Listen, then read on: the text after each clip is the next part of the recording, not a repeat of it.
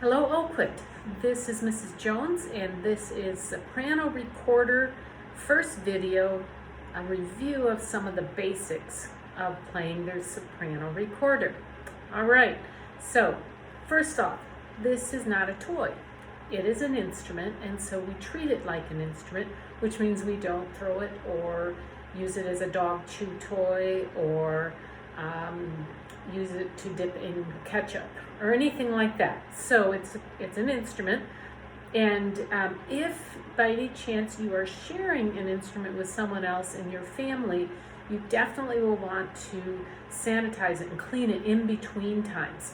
So the way you would do that is you can take the mouthpiece off from the body, you just twist and pull, and then you can use soapy water and wash it nice and thoroughly, especially that mouthpiece, because that's where people's mouth would definitely be on.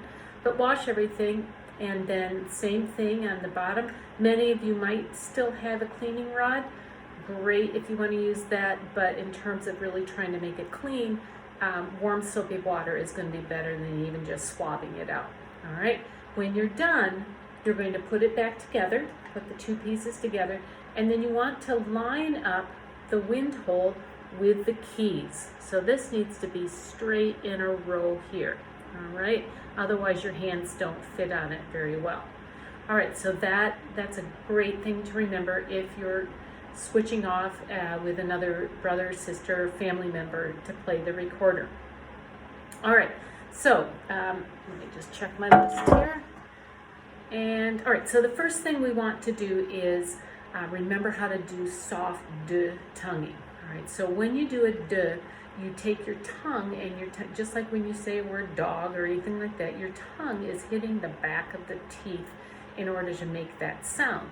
So what we do when we tongue, when we make different sounds that come out of the instrument, we want to have that, make it that kind of start to a sound. So it's going to be d, d, d, d, all right?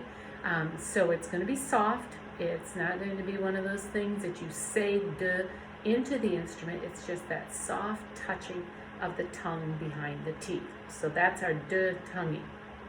All right, fingers are going to be flat over the keys. This one is kind of a hard one to remember sometimes because we want to curve our fingers and put the fingertips right over top of the keys. But that doesn't work when you're playing the recorder. It's too hard to get your fingers right over top of the holes. So what we do is we keep them, and we're going to play with the flat part of the finger rather than the fingertip.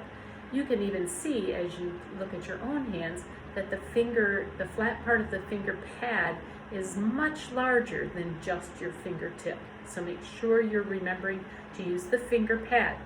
The other thing you have to remember is this is finger 1, finger 2, finger 3, finger 4.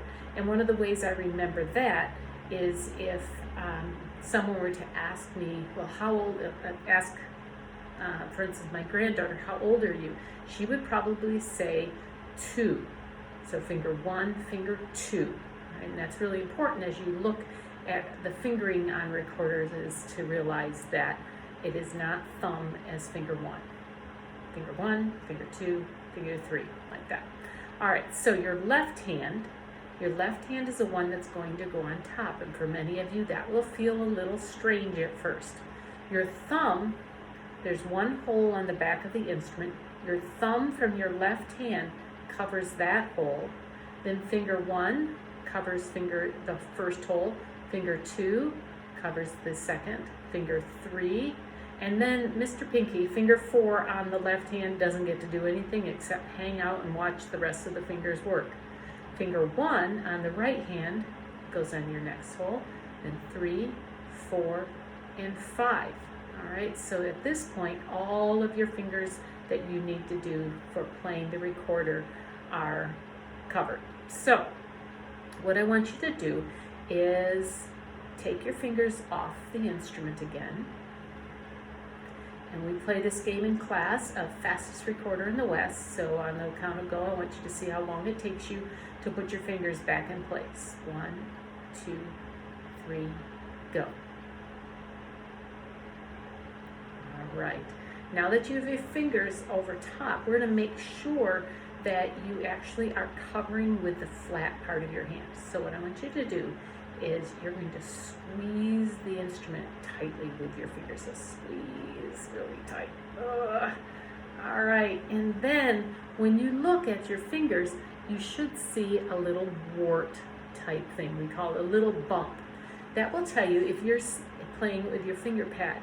If you've got all of those little bumps on the fingertips, then you know that you need to turn and put your fingers flat on the keys. All right, so let's say that you have those all down and it's excellent and you've got them nice and flat. Now, just lightly touch them and give a gentle squeeze. Instead of squeezing so hard that you get those little bumps in your hands, just give a gentle squeeze. Make sure that they're covered. See if you can feel underneath your fingertips, and our fingers have a lot of nerves in them. See if you can just feel the edges of those holes, of those keys. If you can, that's a great placement. That's a right amount of pressure to put on them. Shouldn't have our hands hurting because we're trying to squeeze the instrument so hard. All right, so it's just a gentle pressure. All right, well, that's all for this video. Just a reminder of some very basic things, how to play the soprano recorder.